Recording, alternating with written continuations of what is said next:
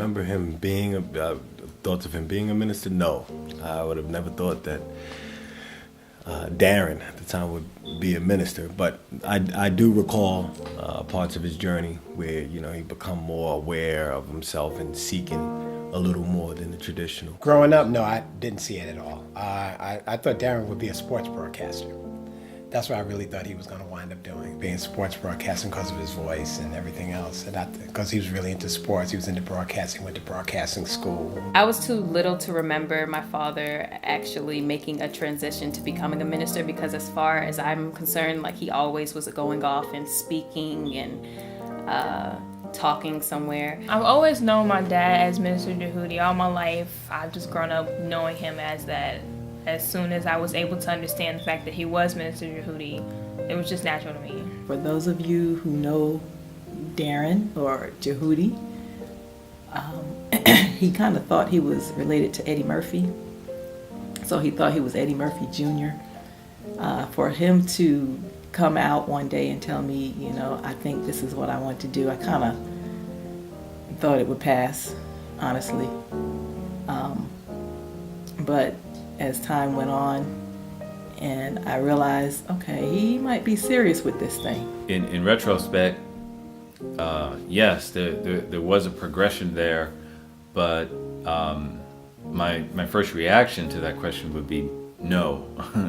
I definitely did not see him, you know, earlier from my time of knowing him, and you know, I've known him since I was about 5 years old. He's someone that's always been a mentor to me, and a big brother, and an advisor. Honestly, no, I didn't see it coming.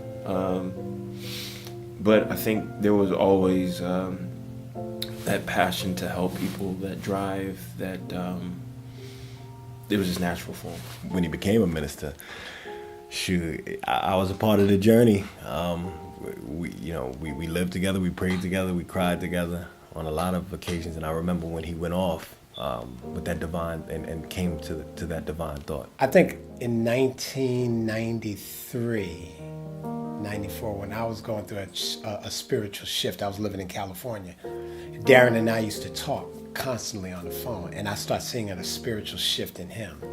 That he started taking the word really seriously, and he was exploring and finding who he was spiritually. So that's when I saw the spiritual shift in him. It wasn't too far out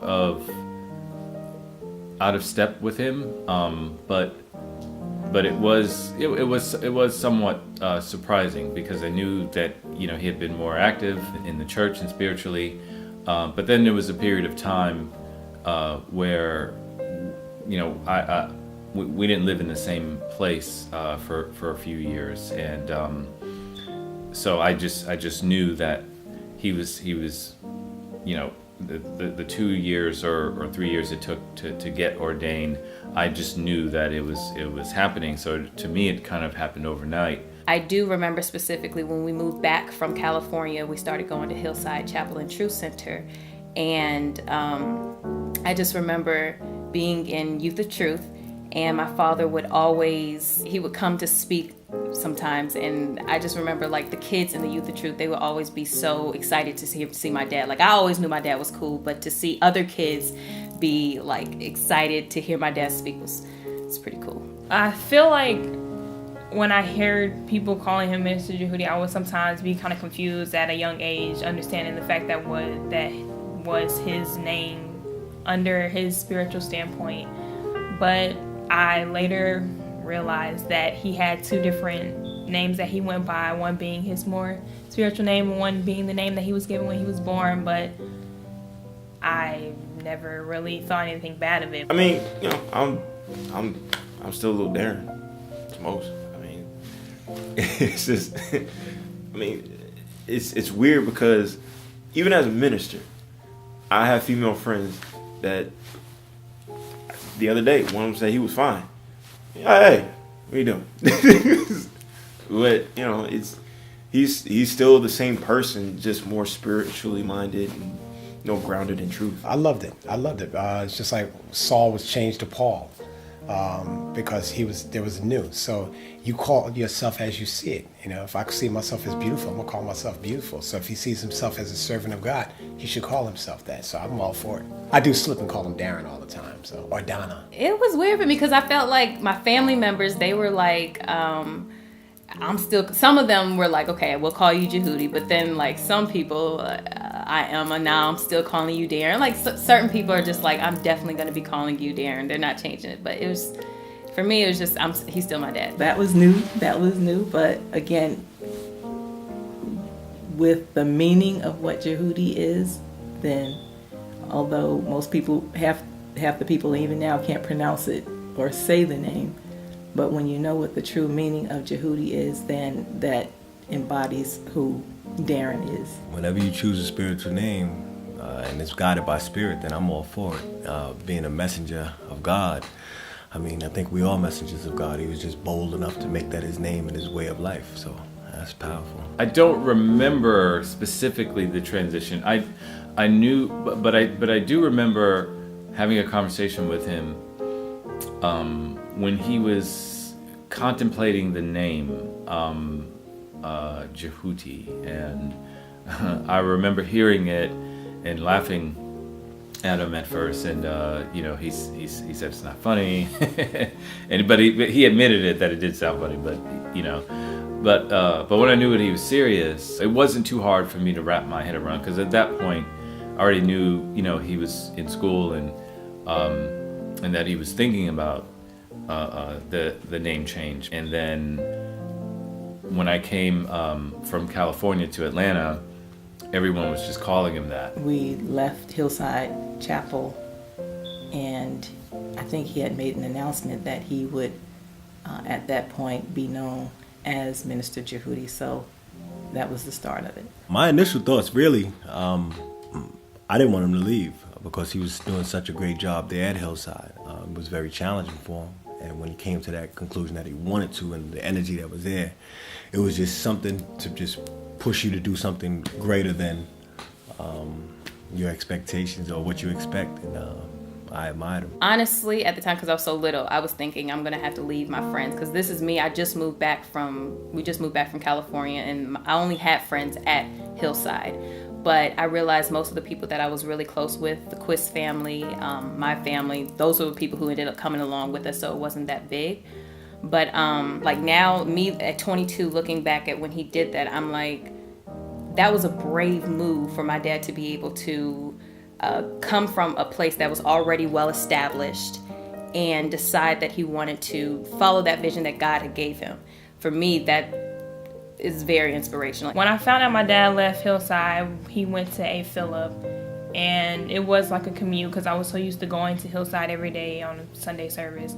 But once he transferred to A. Phillip Randolph, I noticed that he went on his own road of things, and it seemed more comfortable to me personally. He actually had his own little place where he felt comfortable to me and where I felt comfortable myself. I didn't know the history of Hillside. I knew when he was working at Hillside, but we have a family. Our dad owned his own business. He taught us about running our own situation and having our own destiny. So I wasn't surprised by him stepping out and doing his own thing. We've all done it. Me in music, my brother Byron doing music, Roderick doing other things. So all of that's in us to be entrepreneurs or just to serve ourselves. So I wasn't surprised at all. I didn't have any roots in Hillside. I didn't, there was no base for me, at Hillside, except for the people that I knew. I mean, my future wife was going to Hillside, but I guess I never felt that change. Actually, until later on, until when I came back to Atlanta and then was able to attend, InSpirit 1.0. So I do have a sense of what it was to do that. I think at the time I was 16 or something like that, 16, 17. So it was weird because I had made a few friends in the church at Hillside. When he decided to go ahead and kick up InSpirit, I'd go for it. Why not? He was always the main person to say, if you have an idea, if you have a passion, go for it. For me, I felt like who am I to stop a person's dream or vision? So, and being his wife, no easy task. So it was just, okay, let's do it. What I'm learning here is about the ministry of who I am and serving the God that's in me, and not doubting myself. Those are the things that perpetuates what Darin, Minister Djehuty, is taught and what he's teaching and what he believes in. And I'm so on fire for it. You know, sometimes it's kind of like, all right, well, where are we at this Sunday? Because before we were in elementary school, and we had to break down and put up the cafeteria lunch table. Couldn't stand it, hated it. But you know, at the end of the day, once the service kicked up and everybody had a good time, I could see why. You know, and me being, 17, whatever, it impacted me in that, even if you have to put up and break down the lunch tables and your hands get all greasy and all that stuff, look what the outcome is, look what the impact is. The journey has been great. The journey has been, for me personally, it's been a long journey. My spiritual path, started in tradition in the Baptist church, and then it went away from that as I searched and did different research and believed in different things and tried out different gods and that kind of thing. But in Spirit's message, what I knew from him from the beginning was that it was a place where all was welcome, and the idea of new thought as a discipline fit right in line with what I was going through. This is a place where you don't have to have it all figured out. You don't have to believe in any one thing. You just have to believe in really goodness. And even if you were a Muslim, or you were, a devout Christian or a Buddhist or whatever you were, that it still had relevance to come to InSpirit. I remember when Mr. Bobby would have us sing certain songs on Sunday mornings. He would have us come over to his house and he would write the songs. And then at service we would sing them, all the kids. And I remember one day we had the father ceremony thing at InSpirit over at A. Philip Randolph, and that just always will stick with me. The people that were here, former board members that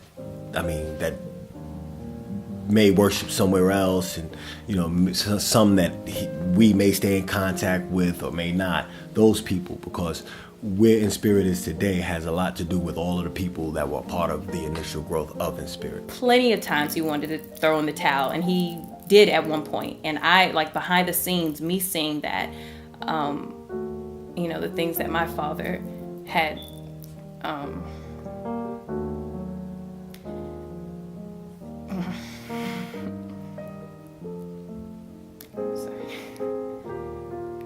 just seeing the things that he's really passionate about the truth.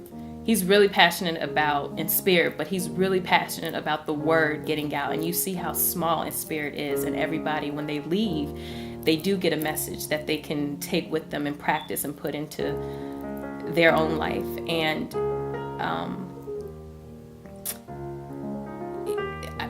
I'm just in awe of him being able to continue on to do this. We made the trip up to New York, and you spoke at Antioch, just to see some of the faces. Like some people are still traditional, and having him bring the new thought message, just seeing the impact, some good, some bad. Like, I thought that stood out to me. One, because it was his church home, and going back and giving a new thought message to those people. The meeting of the two, in that one space was epic. It was dope. Congratulations. I can't believe it's been 10 years. Actually, it's the 10 years wasn't even in my consciousness. Until you started talking about it. We started talking about it at InSpirit. But I cannot believe it's been 10 years, and the change that is taking place collectively throughout its members and myself within those times. I just want to say keep doing it. We have a lot more room to grow. We've grown. We are still growing, and we've transitioned from different locations. And we probably will. This will at Lindley School, middle school, will probably not be our last stop. Congratulations on 10 years, and I just want to tell you I love you. I don't even have to say that because you already know that. That's it. There's really not a whole lot to say about my brother. I love you. Congratulations on 10 years, Donna. Yeah, Donna, 10 years, Donna. Congratulations, man. And 10 more, 20 more. You know, just keep doing your thing. Keep following what the Spirit of the Lord is telling you to do. Dad, I just want you to know that you inspire me with all the hard work that you do. Knowing that you balance all these different things that you're doing just motivates me to do better. And just seeing you do all these things just makes me proud. And knowing that you're doing all of this for me in several different ways to inspire me as you do, I just really appreciate it, and it definitely means a lot to me personally. Congratulations, Dad. 10th year in Spirit. Wonderful.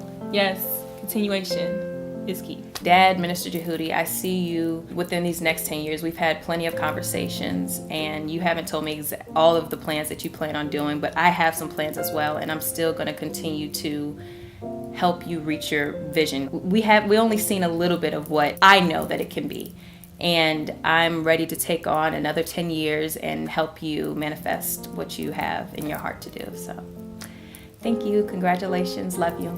We love you. I love you.